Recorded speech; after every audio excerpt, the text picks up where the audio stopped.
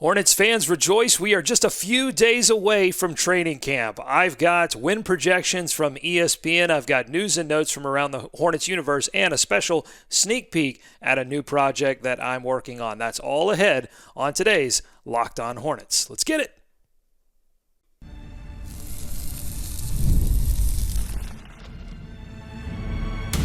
You are Locked On Hornets, your daily Charlotte Hornets podcast. Part of the Locked On Podcast Network, your team every day. In a minute, cuz we live.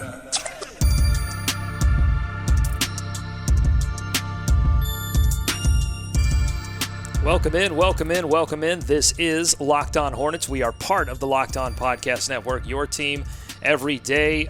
Today's episode is brought to you by Game Time. Download the Game Time app, create an account, and use code Locked On NBA for $20 off your first purchase. Terms apply. Thanks so much for making Locked On Hornets your first listen every day. We are free. We are daily wherever you get podcasts, and that includes YouTube, where you can see my bright, shining face.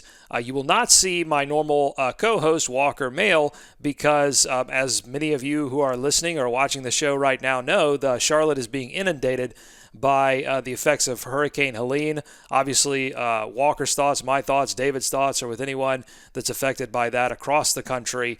One of the few advantages that comes with Walker and I doing this show from not only different cities, but entirely different states, is that when one of us is affected by weather, and trust me, Nashville gets its fair share of tornadoes and all kinds of things. When one of us is affected by weather, the show can go on. So Walker will rejoin me next week, but until then, we've got a lot to get to.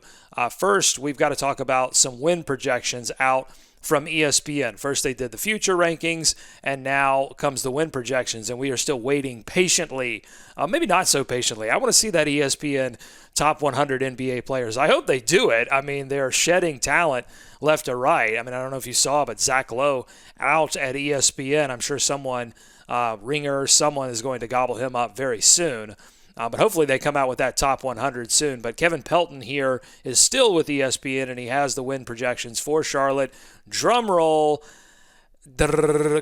Boom. It's not very good. The Hornets sitting at 13th in the Eastern Conference with an average win total of 29.4. That makes them only better than the 28.8 that they've given to Detroit and 24.1 that they've given to the Washington Wizards at the bottom of the Eastern Conference.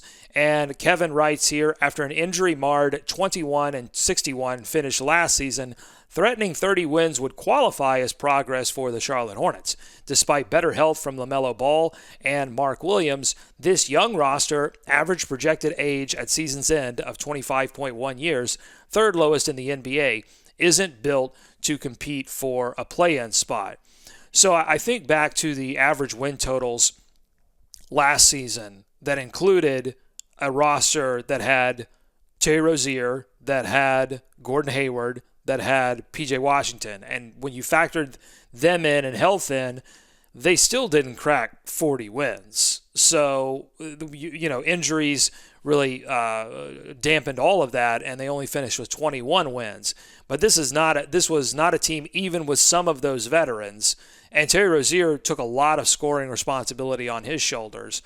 This was not a team that was projected to do all that much. And so they did add some talent in the trade deadline, but they shed some talent as well. So really all this comes down to in terms of projecting their average wins are, okay, if they stay healthy, what's the progression of LaMelo Ball, Mark Williams, Brandon Miller, who was left out of this, by the way. He said despite better health from LaMelo Ball and Mark Williams, but your bet, if they're going to exceed 29.4 wins, here's what I'm saying. You have to bet on a significant leap in production from one of those young players. If you just take at face value what these young players have been able to do so far, and that's really difficult to do because Mark Williams only played 19 games last season, LaMelo Ball only 22, but you just take sort of what you think their average return could be, and the 29 wins starts to make a lot of sense. Like, where's the overall three-point shooting going to come from? Will Charles Lee really make that big of a difference in turning this team around defensively?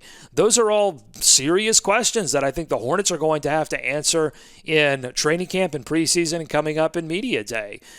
But you have to bet, if you think they're going to exceed this, on one of those players making a leap. And I think the obvious player to look at there is Brandon Miller. Can he make a significant sophomore somersault into all-star status? Like, that would be the kind of thing that people would write about and say, wow, we really didn't give the Hornets a lot of credit preseason. They've exceeded all of those expectations. The other factor here in terms of figuring out what their win total is going to be is figuring out where they live within the context of the Eastern Conference. So I told you the teams that were below them, Detroit, Washington, but what about the teams above them that they would have to exceed win total-wise to, maybe threaten a play-in? Well, you've got the Chicago Bulls at 31.8 in the 12th slot, and that's always been a complicated thing because, they've got DeRozan, they've got Zach LaVine, but they've never been able to really figure all of that out. And so you just don't know exactly where they're going to land and if they'll even hold on to Zach LaVine. I mean, they've been trying to trade that guy forever. Let's see. They owe a pick to San Antonio that is top 10 protected. So the Bulls will be heavily incentivized to finish with a bottom 6 record, writes Kevin Pelton, and avoid having to sweat out keeping it via the draft lottery. So that's one team that could threaten to go down to the bottom. Then you have the Atlanta Hawks, who have no incentive. Their pick is gone. It's unprotected. They owe the Spurs that pick. That's two teams. And the Hornets do as well. Now, the Hornets didn't trade their pick to the Spurs. They traded it to the Knicks, but it's owed to the Spurs. That's 3 straight teams, the Hornets, Bulls, and Hawks here, that owe picks to the Spurs. And by the way, the Spurs also have a generational talent in Victor Wembanyama. So Spurs fans, you're going to be all right, I guess. So the Hawks have no incentive to play poorly. They are going to compete as hard as possible. And then you've got the Toronto Raptors, who I think own their pick. And so I think they're going to try to win as well. So you've got some teams there. The Brooklyn Nets are interesting too. They've got them ranked 9th at 36.9. The Nets have already begun a teardown. They traded away Mikal Bridges in the offseason.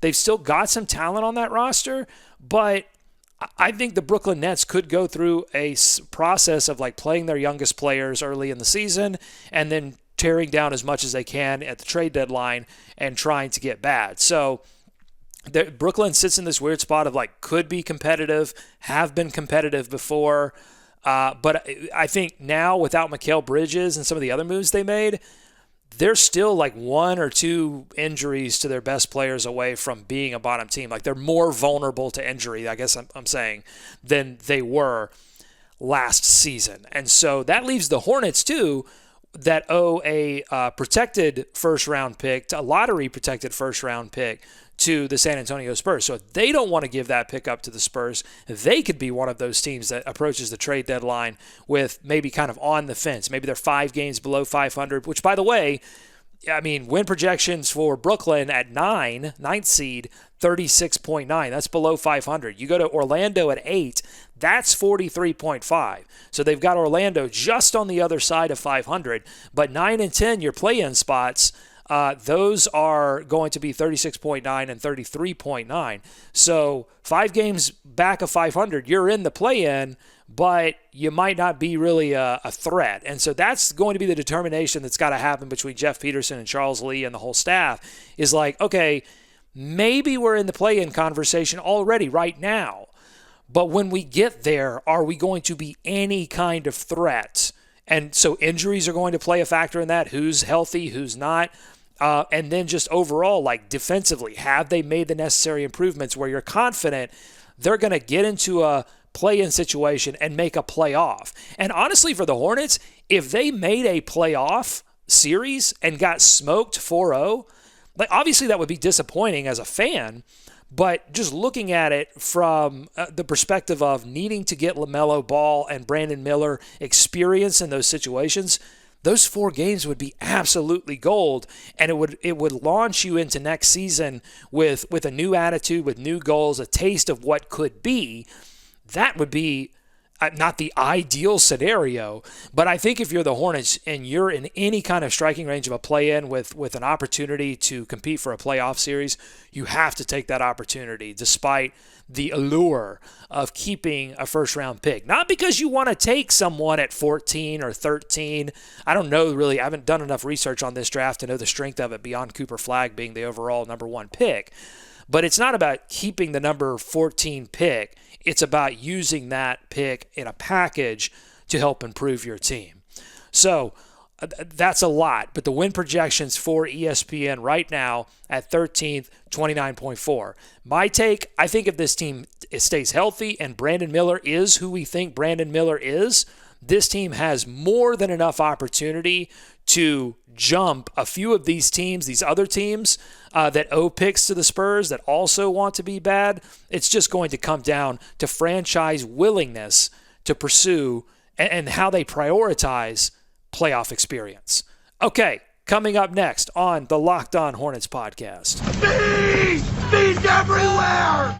A lot of you know that I write for a substack called Every Hornets Boxscore.com. What you may not know is that I started a podcast for Every Hornets Boxscore when I first kicked it off, and we're revamping the podcast. We're adding a special, not a guest, I'm adding a co-host to that podcast. It's going to be a weekly podcast. I'll tell you more about it on the other side, plus give you a sneak peek at that. And we've got some news and notes from around the Hornets universe as we prepare to start to cover training camp and preseason. It's exciting times. Stay tuned.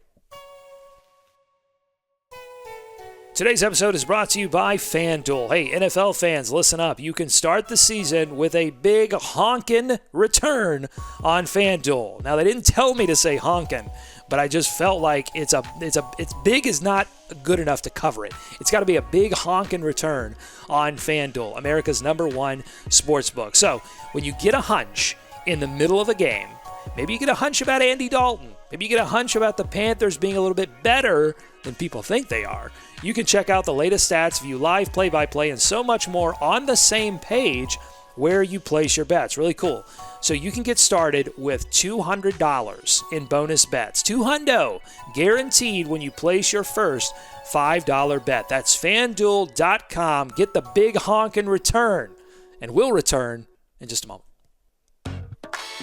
Back here on the Locked On Hornets podcast, thanks so much for making us your first listen. And want to tell you about something special that I'm doing over at everyhornetsboxscore.com this season. It's my substack. It's where I write.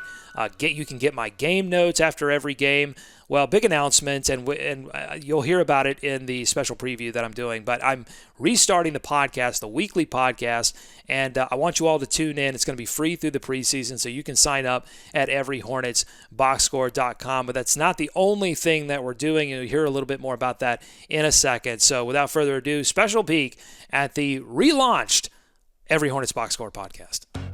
David, the Charlotte Hornets have played as a franchise 2,793 times in the regular season and in the playoffs. So that means 2,793 box scores to get to.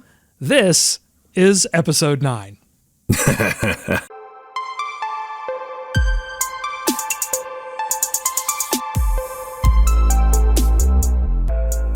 Welcome to Every Hornets Box Score. We are back after an 8-episode initial run. We have returned gloriously to the podcasting game, the weekly podcasting game here on Every Hornets Box Score. I'm Doug Branson. I'm joined by David Walker and my old co-host from Locked On Hornets and weekly guest of Locked On Hornets. David, first, how are you doing?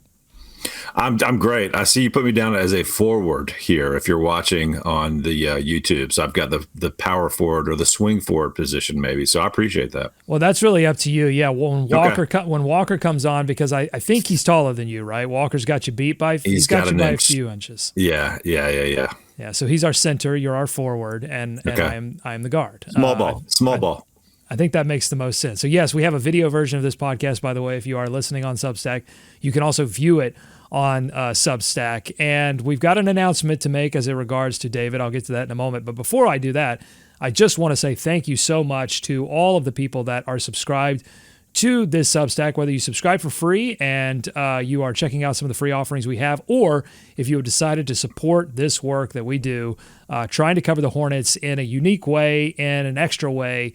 I really, really appreciate your support. So thank you. Let's get to the big announcement, which is that, David, you are going to be helping in a much more expanded capacity on Every Hornets box score this year. You're going to be involved in a lot more of the game notes, and we're going to try some things this year. I think you're going to do maybe a post-game video series. Tell us about that. Yeah. I want to do something for the crazies, for the sickos out there, Doug, like us, that maybe after a game, good or bad, you just want to get out there and vent some stuff, talk some stuff out, comment on some stuff. So we're going to try and see how this goes and maybe jump online, do some videos after the games. We'll see how it goes. Maybe we always like to hear from the coaches, depending on what Bally's does to us this season. We'll see what we can see and what we can't. But, we'll get in there and chat it up and just kind of keep keep a check on the pulse of Hornets Nation, if you will. I'm excited about it because this is a new era, Doug. This is a new page in the Hornets book of stories, and it's going to be a fun one, I think. But we want to be in there and throw some new stuff out. The announcement is that David is going to be a bigger part of we are partnering up for this year of Every Hornets box score, and it's not only going to be the post games, but I'm going to do something called tape, grind, and flow. So I've got this great website that helps me grind tape. So I'm going to look at, pull up LaMelo Ball's defense, pull up Miles Bridges' dunks, and I'm just going to grind some tape while I play some music and combine a few of the things that I love to do and try to make that a video series on Fridays this week. And I would say to the people that subscribe, the core of what we do is we do Every Hornets box score, and that's going to be the box score write-ups that we do for every game and this podcast. I want to make this podcast a core weekly part of what we do. So that is the core offering that you get when you support this podcast. The things that we just announced, the post-game videos and the tape, grind, and flow, I'm excited about those. We're going to be piloting those. So, we're going to try them. We're going to see what works. We're going to see what doesn't. We might not always do a post-game. We might not always hit that Friday mark.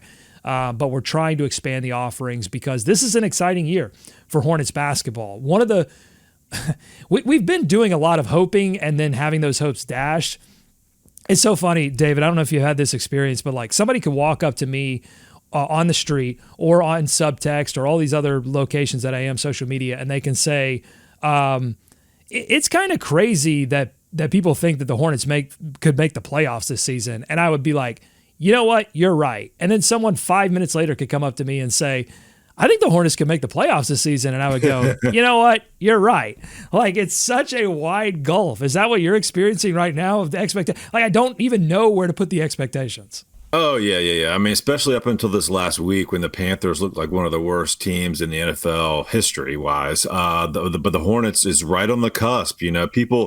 People, well, it's funny because people are like, when does training camp start? Is training camp coming up soon? When does the NBA season start? It's like it's bubbling right underneath the surface, which goes, which is par for the course, I guess, when you're an NFL city and kind of a, let's say, struggling NBA city, let's say struggling NFL city too. But yeah, I mean, people are excited. They know who LaMelo Ball is. They know who Brandon Miller is. They do know who Miles Bridges is. They know he's still on the team. And so, for most people who kind of check in and check out, it's like, well, that sounds okay. They might be able to do some things. But I'm with you. I mean, there's a wide swath. It's anywhere from doomsday. But at the beginning of the season, there's always hope. I talked to someone who is in Charlotte right now, and they said, the Panthers won one game after losing all of those games. They win one game with Andy Dalton at the helm, and the city is absolutely on fire for the Panthers. Hope is immediately restored, despite all of the previous evidence to the contrary and the injury to Derek Brown. Like the hope for that team immediately goes back to, I think they could make a run here and make the playoffs. Oh yeah, that doesn't happen with the Hornets. If the Hornets, they could win the first 10 games, and I don't think that the fan base at large, the sickos like us, will always believe. But the fan base at large, I don't think. They don't know how to hope. This team, and it's not going to happen in one season, has to re-teach an entire fan base how to love again, how to hope again, how to believe again. That was one of the early slogans for this franchise. By the way, later in the show, we are going to make part of this podcast looking at old box scores. It will be a part of the podcast. I think when I first launched this thing, I thought of making it the focus.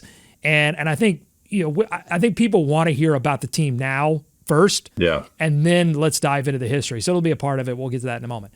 But people have to relearn how to love this franchise. And it starts with the franchise coming to terms with what's been going wrong in the past. And I think that's the beautiful thing, is that if you read what Schlotkin is saying, if you read what Jeff Peterson has said, if you read what Charles Lee has said, if you read even recently this Observer article that we talked about today on Locked On Hornets, Miles Bridges talking at the end about how talk is cheap. We could talk all day long about, we want to do X, Y, and Z, but until you actually go out and do it, that's the only thing that's going to turn the attitude around. And that goes for the front office too. Until you go and get the players, until you reckon with why this franchise got to where it is, because the ownership didn't care anymore, because the general management was checked out, front office was checked out.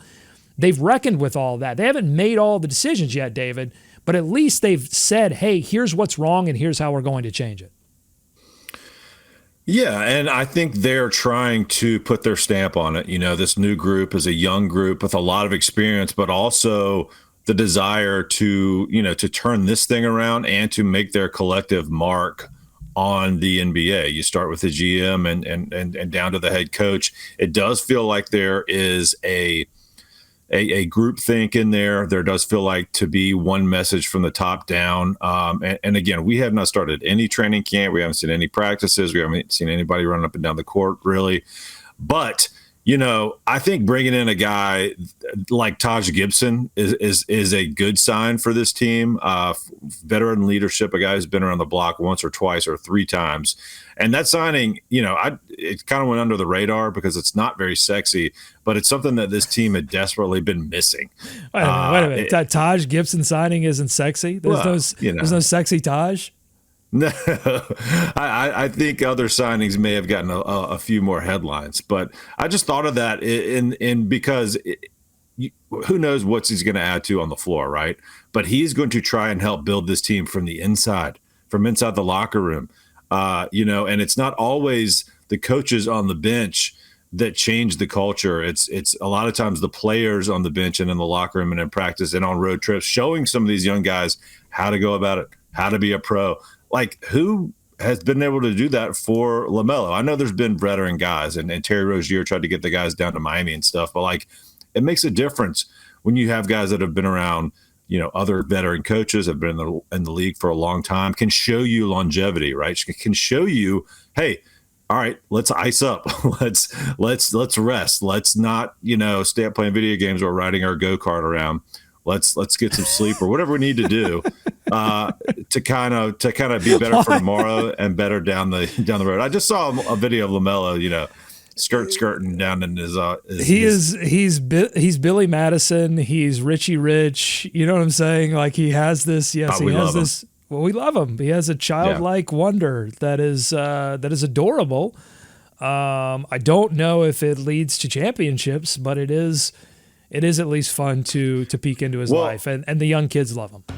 This is going to absolutely be an exciting season, and I wanted as many avenues as possible to cover it, and I think it's going to be a great complement to the daily offerings that you get here at Locked On. We're going to stay on top of every single game, and then over at Every Hornets Boxscore, we'll take sort of a zoomed-out view and give you a weekly recap every Thursday. So sign up, Every Hornets Boxscore.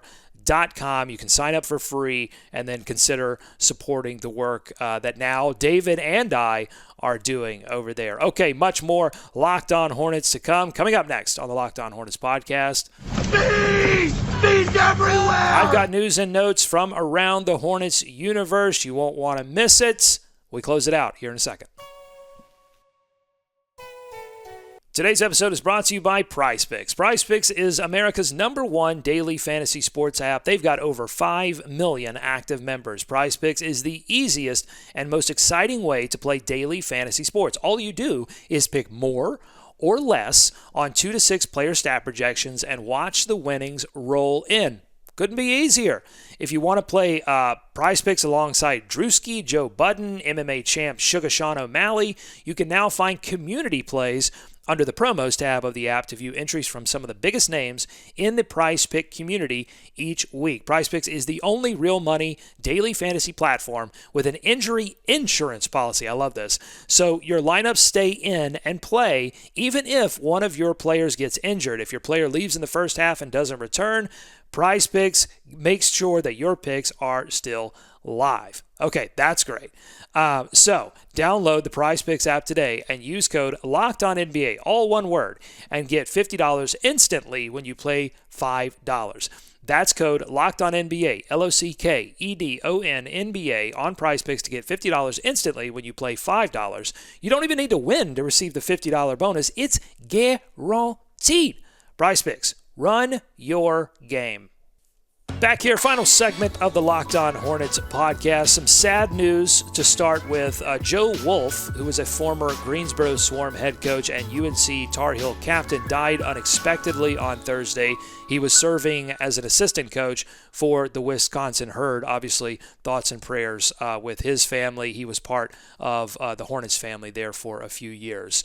Raekwon Battle and Joel Soriano have been dropped from their Exhibit 10 training camp deals. This is the second time that the Hornets have picked up Joel Soriano, not really played him at all, and then dropped him. So I don't know if he's coming back. I don't know if he's going to the Greensboro Swarm. I'm not sure he exists. With all this AI technology, I've seen a few pictures of him. People have told me that he has stats.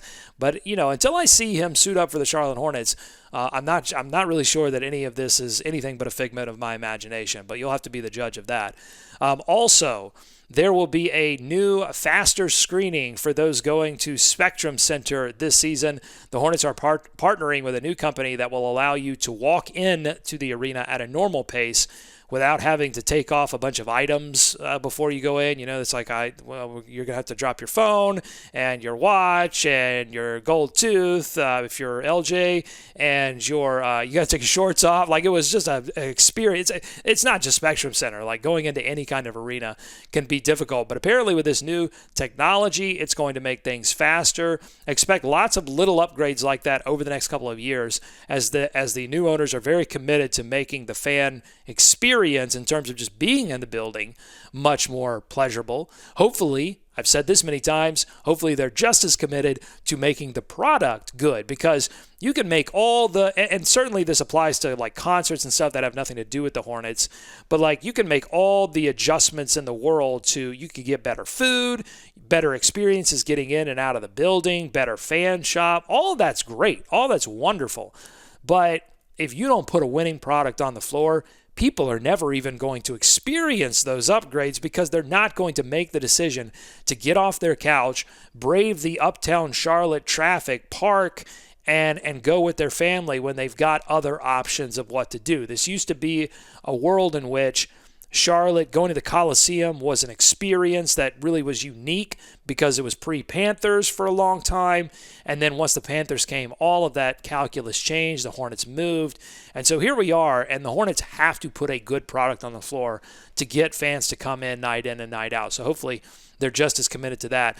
By the way, bag policy is different. Check out Hornets.com for more details on that.